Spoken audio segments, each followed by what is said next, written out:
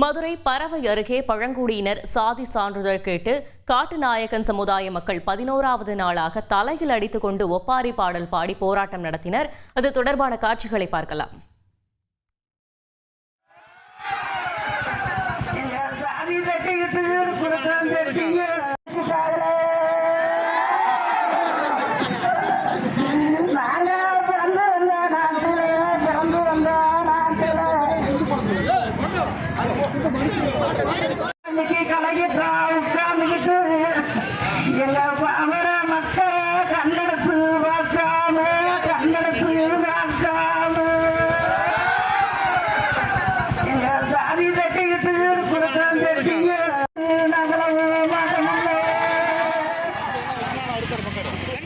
இது குறித்த கூடுதல் தகவலை செய்தியாளர் ஜெகநாத் வழங்கிட கேட்கலாம். ஜெகநாத், வணக்கம். இது தொடர்பான முழு விவரங்கள்.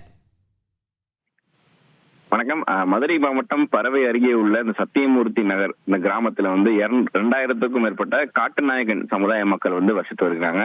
இவங்களுக்கு கடந்த ஆண்டுக்கு முன்பு வர பாத்தீங்கன்னா இந்து காட்டுநாயக்கர் பழங்குடியினர் சாதி சான்றிதழை அவங்க வாங்கிட்டு இருந்திருக்காங்க. இந்த நிலையில கடந்த ஓராண்டாக பல்வேறு காரணங்களாக கூறி மதுரை மாவட்ட நிர்வாகம் இவர்களுக்கு இந்த காட்டுநாயக்கர் பழங்குடியினர் சாதி சான்றிதழை தர மறுக்கிறதாக கூறுகிறாங்க.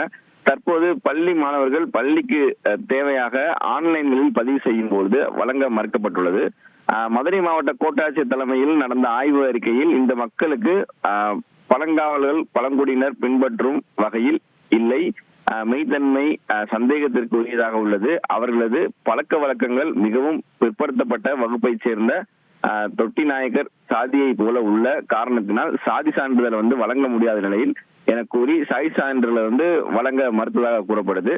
சாதி சான்றிதழ் வழக்காக மதுரை மாவட்ட நிர்வாகத்தை கண்டித்து 11 நாட்களாக பல்வேறு கட்டமாக இந்த போராட்டத்தை நடத்திட்டு இருக்காங்க. 11 நாளாக இன்று இந்த காட்டுநாயக்க மக்கள் சமுதாய மக்கள் இன்று தங்களது கோரிக்கையை அரசின் கவனத்திற்கு கொண்டு சேர்க்கும் விதமாக ஒப்பாரிகள் பாடல் பாடி அவங்க ஒப்பாரி வைத்து தலையில் அடித்துக் கொண்டு அழுது தங்களது பள்ளி புறக்கணிப்பு மற்றும் தொடர் காத்திருப்பு போராட்டத்தில் ஈடுபட்டு வருகின்றாங்க.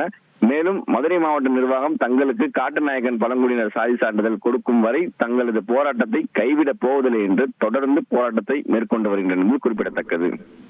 தகவல்களுக்கு நன்றி ஜெகநாத். செய்திகளை உடனுக்குடன் தெரிந்து கொள்ள உடனே சப்ஸ்கிரைப் பண்ணுங்க.